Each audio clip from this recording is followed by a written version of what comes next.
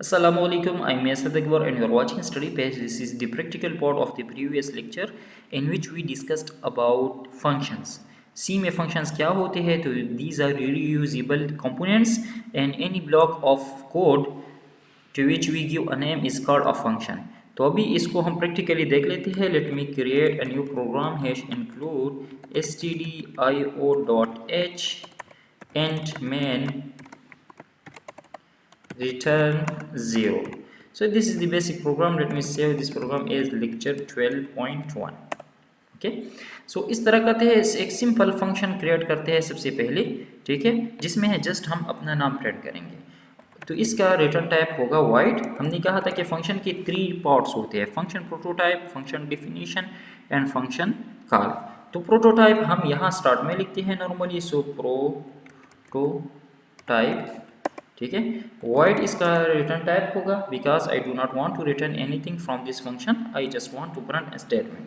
और यहाँ पर मैं इसको नाम देता हूँ for example my name. This is the name of my function, ठीक है. और इसमें मैं कोई आर्गुमेंट पास नहीं करना चाहता, ठीक है, ये कुछ पैरामीटर हमसे नहीं लगा, तो इसलिए यहाँ पर मैं कुछ नहीं लिखता, या हम void भी लिख सकते हैं, ठीक है. तो फिलहाल कुछ नहीं लिखते. This is the function prototype.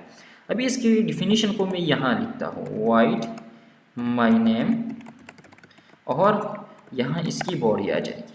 यहाँ पर लिखता हूँ प्रिंट f, और यहाँ पर जस्ट लिखते हैं my name is सईद. जस्ट ये हमारे पास एक स्टेटमेंट हो गया. अभी इसको हम कॉल करेंगे, तो कॉल किस तरह करेंगे? फंक्शन नेम लिखते हैं, अगर इसको आर्गुमेंट चाहिए तो वो लिखते हैं, नहीं चाहिए तो बस आर्गुमेंट्स ना लिखते, ठीक. So this is function prototype, this is the function call and this is the function body या फंक्शन डिफिनीशन, फंक्शन डिफिनीशन, ठीक है. अच्छा, इसको रन करते हैं तो देखें माय नेम इज सईद, ही रन हो गया. अभी अगर फॉर एग्जांपल फंक्शन प्रोटोटाइप को मैं ना लिख दूँ और यहाँ फंक्शन को मैं कॉल करता हूँ, यहाँ मैंने डिफाइन किया है, तो देखें हमें यहाँ पर एरर मिलेगा, क्योंकि कंपाइलर को अभी पता ही नहीं है कि माय नेम के नाम से यहाँ पर कोई फंक्शन डिफाइन है. तो बिफोर कॉल हमने इसका प्रोटोटाइप ज़रूर देना होगा. अगर प्रोटोटाइप हम नहीं देते तो फिर क्या करना है? फिर बिफोर कॉल हमने फंक्शन को डिफाइन करना होगा, ठीक है. तो अभी इसको रन कर दें, अभी कोई एरर नहीं मिलेगा माय नेम इज सही.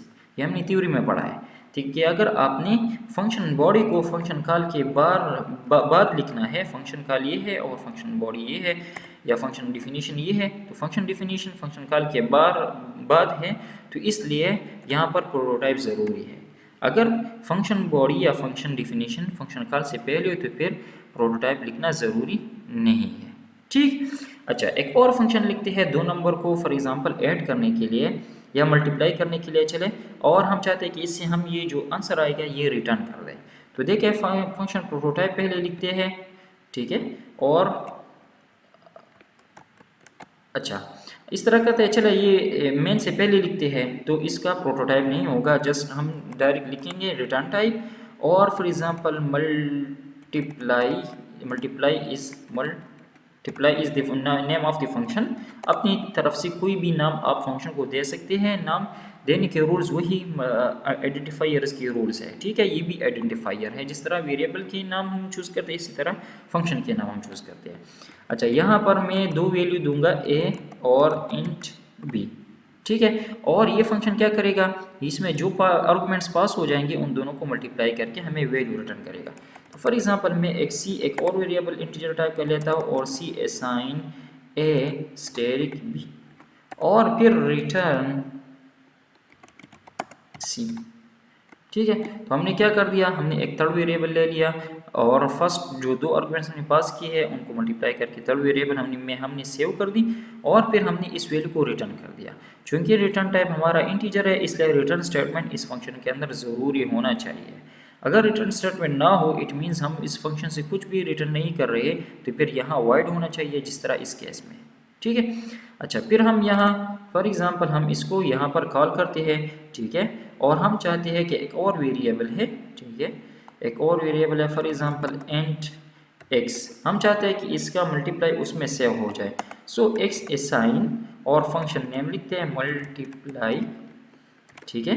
और इसमें अभी हमने दो वैल्यूज़ पास करनी है, फॉर एग्जांपल 15 और 3। आप इसमें इंटीजर टाइप वेरिएबल्स भी यहाँ पास कर सकते हैं, डायरेक्ट वैल्यूज़ भी पास कर सकते हैं, कोई एक्सप्रेशन भी पास कर सकते हैं, लेकिन ऐसा एक्सप्रेशन जिसने इंटीजर को रिटर्न करना हो, ठीक है। अच्छा, फिर यहाँ पर एक प्रिंट एफ और for example X equal to, sorry X assign या एक्स इक्वल टू चले एक्स,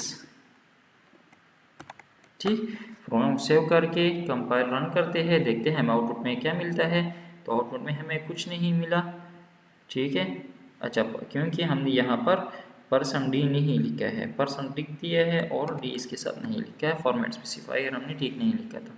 तो देखिए एक्स असाइन 45, तो ये 45 किस तरह हमें मिल गया, जब कंट्रोल इस स्टेटमेंट पर आ गया तो यहाँ हमने फंक्शन कॉल किया है, तो इसने क्या कर दिया, यहाँ से कंट्रोल ने जंप कर दिया, यहाँ पर आ गया और अपने साथ ये वैल्यूज़ ले आया, 15 को असाइन कर दिया ए में और 3 को असाइन कर दिया बी में, ठीक है।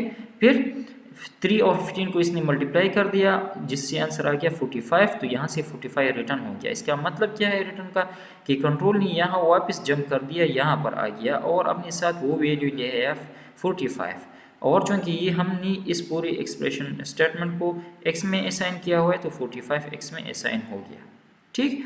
फिर प्रिंट एफ हमने लिखा है एक्स असाइन %dx, इसका मतलब कि प्रिंट एफ स्टेटमेंट प्रिंट होगा और एक्स असाइन और इसकी वैल्यू आ जाएगी।